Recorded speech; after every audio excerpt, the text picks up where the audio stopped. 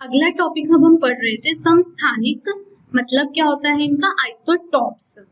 ठीक है, तो अब देखते हैं ये क्या होते हैं।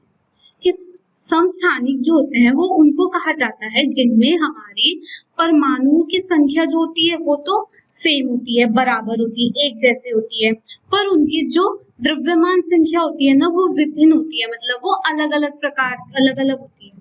द्रव्यमान संख्या विभिन्न होती है और परमाणु संख्या जो होती है वो समान होती है, एक समान होती है।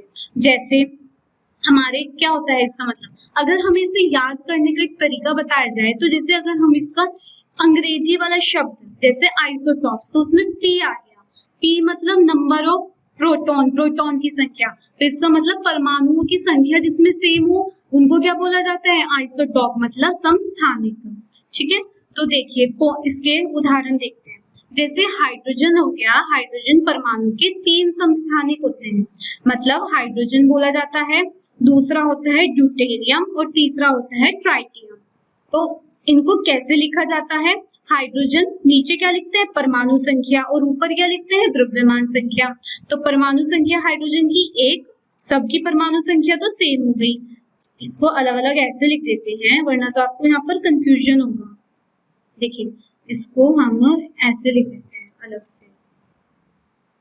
हाँ, यहाँ पर हाइड्रोजन, ड्यूटेरियम और ट्राइटियम, तो इनकी परमाणु संख्या सबकी सेम है, 1 1 1। द्रव्यमान संख्या अलग है, हाइड्रोजन की 1 होती है, ड्यूटेरियम की 2 होती है और ट्राइटियम की 3 होती है। इसका मतलब ये तीनों क्या है, ये तीनों एक दूसरे के क्या होते हैं, समस्थानिक, मतलब आइसोटॉप्स होते हैं, जिनमें परमाणु संख्या एक समान होती है और द्रव्यमान संख्या अलग अलग होती है। ठीक है, तो ये उसका उदाहरण दिया गया है। और पर समस्थानिक के क्या गुणधर्म होते हैं, समस्थानिक जो होते हैं उनके रासायनिक गुण जो होते हैं वो एक समान होते हैं, पर भौतिक गुण जो होते हैं वो अलग अलग होते हैं। रासायनिक गुण मतलब जितनी भी रासायनिक अभिक्रियाएं हैं वो तो एक समान होंगी, पर भौतिक गुण जो होते हैं वो उनके अलग अलग विभिन्न होते हैं, अलग अलग होते हैं। ठीक है, तो इसका मतलब ड्यूटेरियम के अंदर क्या हो जाएंगे, ड्यूटेरियम के अंदर उसकी द्रव्यमान संख्या जो है वो 2 हो गई, तो उसका मतलब प्रोटॉन तो उसके अंदर एक ही हुआ, न्यूट्रॉन 1 हो जाएगा। ट्राइटियम के अंदर प्रोटॉन 1 पर न्यूट्रॉन कितने हो जाएंगे, 2 हो जाएंगे, क्योंकि इसका A कितना हो गया, 3, 3 में से 1 तो प्रोटॉन हो गया, तो बचे हुए 2 क्या होंगे, 2 न्यूट्रॉन होंगे, इस प्रकार। और हाइड्रोजन के अंदर तो 1 प्रोटॉन होता है और 0 न्यूट्रॉन होते हैं।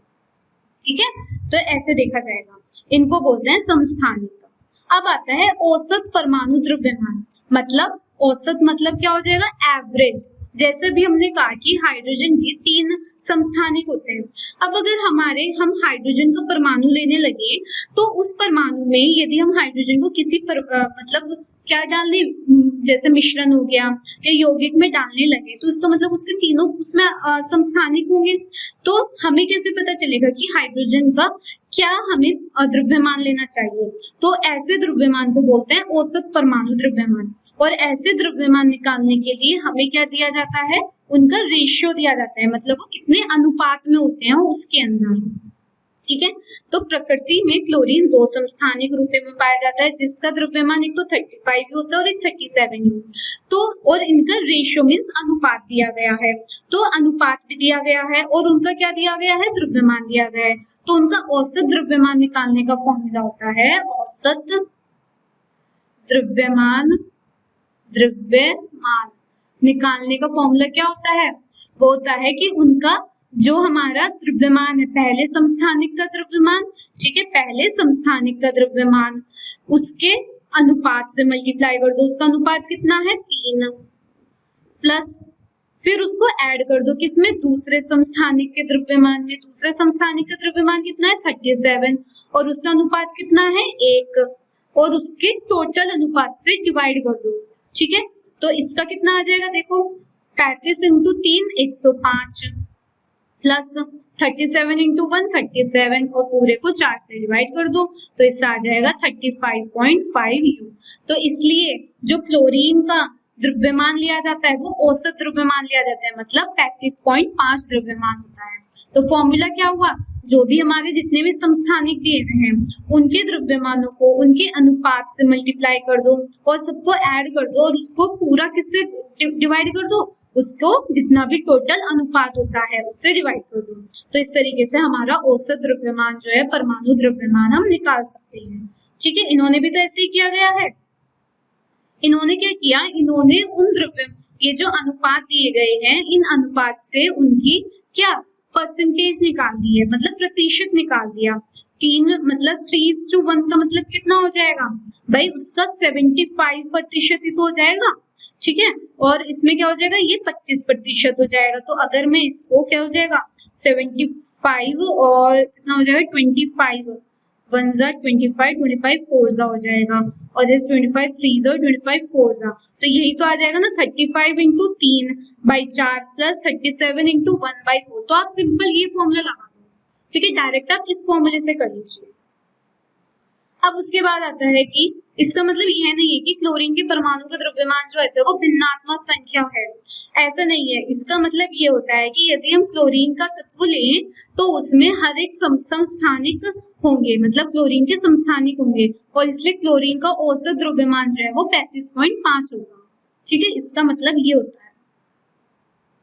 अब आते हैं कि समस्थानिकों के अनुप्रयोग क्या होते हैं, मतलब उनका एप्लीकेशन कहाँ पे उनका योग किया जाता है, अनुप्रयोग क्या होता है। तो देखिए, समस्थानिकों के अनुप्रयोग कहाँ करते हैं। पहला अनुप्रयोग होता है उसका यूरेनियम के एक समस्थानिक का उपयोग परमाणु भट्टी मतलब एटॉमिक रिएक्टर में ईंधन के रूप में किया जाता है एक तो।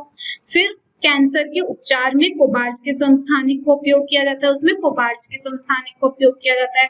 और गेघा जो रोग होता है उसके इलाज में आयोडीन जो होता है उसके समस्थानिक का उपयोग किया जाता है। तो ये सब क्या होती है, समस्थानिकों के अनुप्रयोग होते हैं, मतलब कहाँ उनका उपयोग होता है। ठीक है, अब आता है समभारिक, कि समभारिक क्या होता है। हमने अभी अब क्या पहले इससे पहले देखा था समस्थानिक क्या होता है।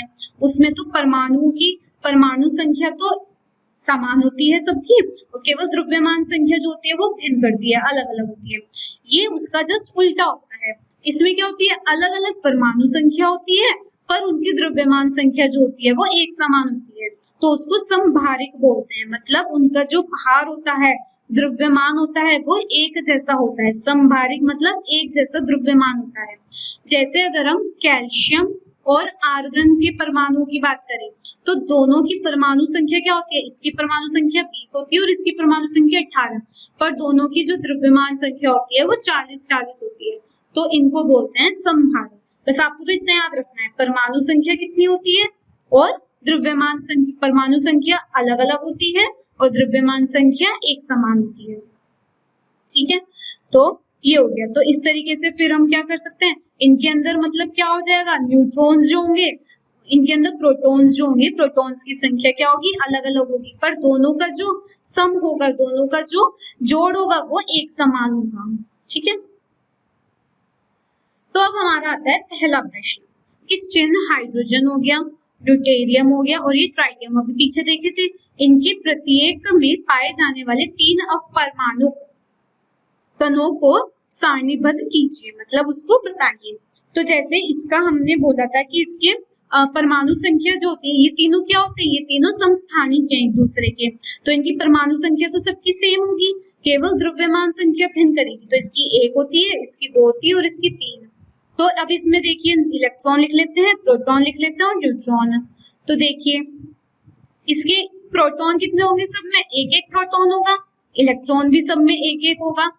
अब न्यूट्रॉन देखते हैं, न्यूट्रॉन कहाँ से आएंगे भाई, उसके द्रव्यमान संख्या में से प्रोटॉन की संख्या माइनस कर दे तो इलेक्ट्रॉन आ जाएंगे ना। सो न्यूट्रॉन की संख्या आ जाएगी, तो न्यूट्रॉन की संख्या क्या हो जाएगी, यहाँ पर 0, यहाँ पर कितनी हो जाएगी 2 - 1 1, यहाँ पर कितनी हो जाएगी 3 - 1 2। तो ये हमारे सभी जो हमारे अपरमाणु कण हैं उनकी सारणीबद्ध कर दी हमने। ठीक है, उनका टैबुलेशन कर दी।